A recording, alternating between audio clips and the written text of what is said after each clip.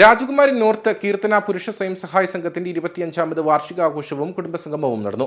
രാജകുമാരി north SNDP ഹാളിൽ നടന്ന ചടങ്ങ് ഉടുമ്പൻചോല MLA അഡ്വക്കേറ്റ് സേനാപതി വേണു ഉദ്ഘാടനം ചെയ്തു. പരസ്പര സഹകരണവും കൂട്ടായ്മകളും പ്രോത്സാഹിപ്പിക്കപ്പെടേണ്ടത് സമൂഹത്തിന്റെ സുഗമമായ പ്രയാണത്തിന് അത്യാവശ്യമാണെന്ന് MLA പറഞ്ഞു. ഇത്തരത്തിലുള്ള കൂട്ടായ്മകൾ, സാമൂഹിക കൂട്ടായ്മകൾ, അതിന്റെ ലക്ഷ്യം എന്തുമായിക്കൊള്ളട്ടെ, അത് പ്രകീർത്തിക്കപ്പെടേണ്ടതാണ്, അത് പ്രോത്സാഹിപ്പിക്കപ്പെടേണ്ടതാണ്. അതോടൊപ്പം അത് സമൂഹത്തിന്റെ മുന്നോട്ടുള്ള പ്രയാണത്തിന് അനിവാര്യമായ ഒന്നുകൂടിയാണ്.